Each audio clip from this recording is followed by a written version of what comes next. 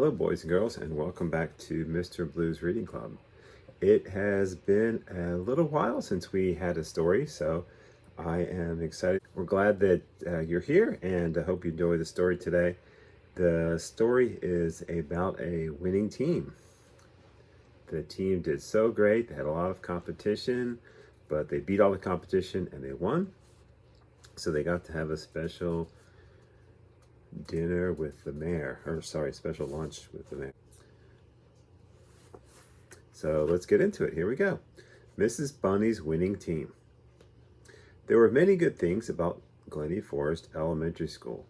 It was a wonderful place to learn and grow and play. Some students enjoyed the arts. They made sculptures, took pictures, made movies, painted paintings, and drew all sorts of wonderful things. Some students did very well in math and science.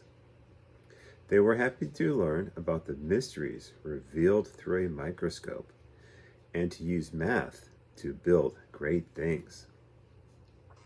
Many loved to read about all sorts of adventures and even write their own stories. Others enjoyed sports, running, jumping, and making their bodies strong. Those were just a few of the things that the students at Glenny Forest Elementary School were doing. This year, the Glenny Forest soccer team won their championship soccer tournament.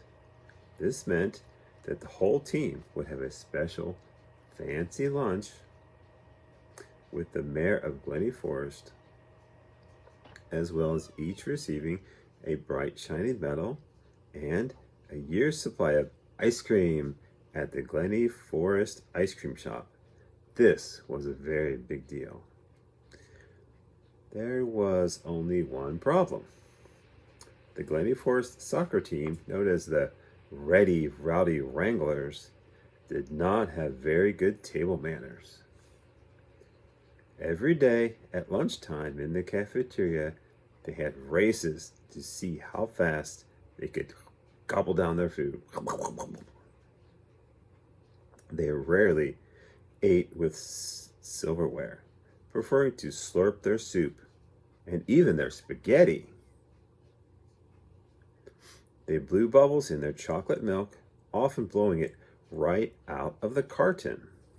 The Ready Rowdy Wranglers took pride in burping loudly, stomping, yelling, and cheering through their meals, and leaving a terrible mess for the cafeteria staff to clean up.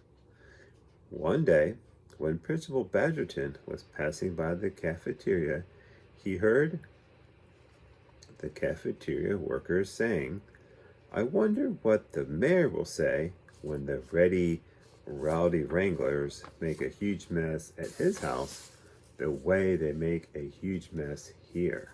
Principal Badgerton stopped in his tracks. Stopped.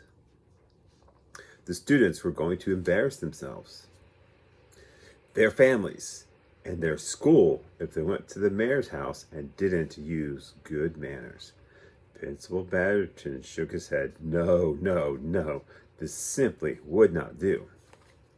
Principal Badgerton got out his cane and his top hat and started to sing. Principal Badgerton loves to sing. If there's ever an opportunity to sing, Principal Badgerton will sing. Good manners, it's what we do to show respect from me to you. We do not grab and throw and shout, and we never throw our food about. It's not kind, it's not done. There are so many other ways to have fun. After having a long talk with Coach Shepard, the soccer coach, and after making phone calls to the parents, Principal Badgerton and Coach Shepard came up with a plan. They told the Ready Rowdy Wranglers that they could go on a field trip next week. The day came. The team was very curious. Principal Badgerton said they would be traveling across town to visit his good friend, Mrs. Bunny. Mrs. Bunny was one of the very nicest ladies in the whole town of Glenny Forest. She taught special classes in etiquette, which is a fancy way of saying manners. Mrs. Bunny was genuinely a kind person, and she helped people to understand that good manners were a way of showing kindness and respect to themselves as well as others. When the team arrived, they pushed and shoved their way into Mrs. Bunny's home. They were surprised to see a long table in Mrs. Bunny's dining room covered with a delicate tablecloth and many plates, cups, and shining silverware, as well as bowls and platters of delicious smelling food. The ready, rowdy wranglers started jumping up and down with excitement, chanting, "Food, food, food, food!" Coach Shepherd shook his head and blew his whistle loudly.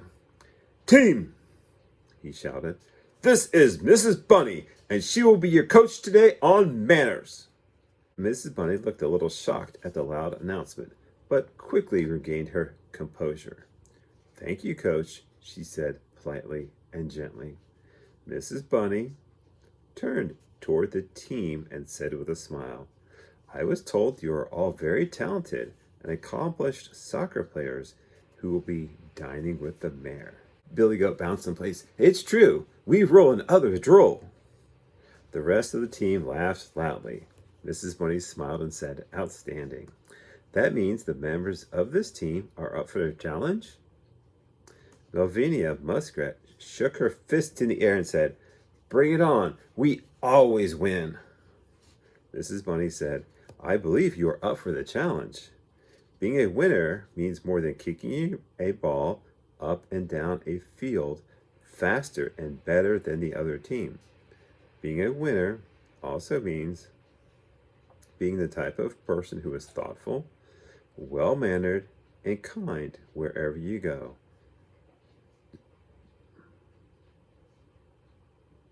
This shows respect to yourself and to those around you."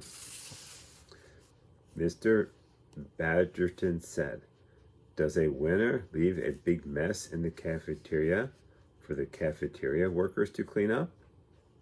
Have we shown respect and kindness to our cafeteria staff?"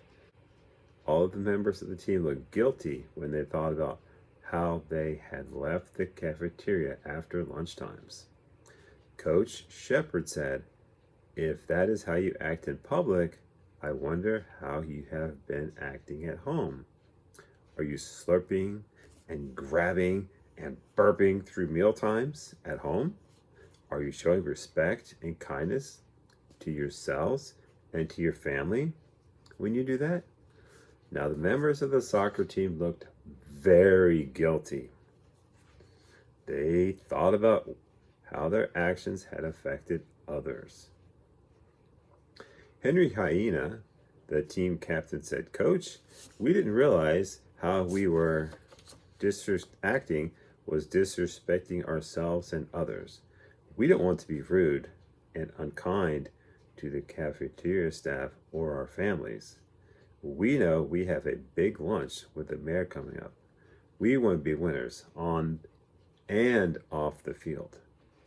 Henry Hyena turned to Mrs. Bunny and said, "Mrs. Bunny, can you please help us?" Mrs. Bunny gave Henry a big hug and said, "Henry, I am so happy you asked. I would like to help you all very much." The rest of the afternoon, the team practiced sipping instead of blowing bubbles, using their silverware, cutting their food, chewing and not gulping or gobbling, and speaking politely in calm, quiet voices. Mrs. Bunny assured them that no one expected them to do everything perfectly. There were too many rules of etiquette for anyone to do everything absolutely right. Even the manners experts do not agree on all the many, many rules. But if they did their best to be thoughtful, respectful, and kind, that would be the best kind of good manners. All the players went home and practiced the good manners they had learned from Mrs. Bunny. Their parents were very happy. At lunch in the cafeteria, they practiced their good manners. The cafeteria workers were very happy. And during the lunch with the mayor, the coach was very happy. Coach Shepherd did not have to blow his whistle or make anyone run laps, not even once. Their players did their best from that time forward to be winners both on and off the field by showing kindness and respect to everyone, including themselves. The end. Hope you enjoyed today's story, and I hope you learned something from it, that it's good to have adults in your life who are willing to teach you things, and to have coaches who can recognize when something needs to be changed. Even if you don't have a coach from a formal team, there can be good people in your life who can act as a coach to you, to tell you when you need to make improvements, or tell you when you're doing something wrong that needs to stop, or maybe you're not doing something that you should start. Let's try to all be grateful for people that help us, and be kind and respectful to each other so we can have good manners. See you next time.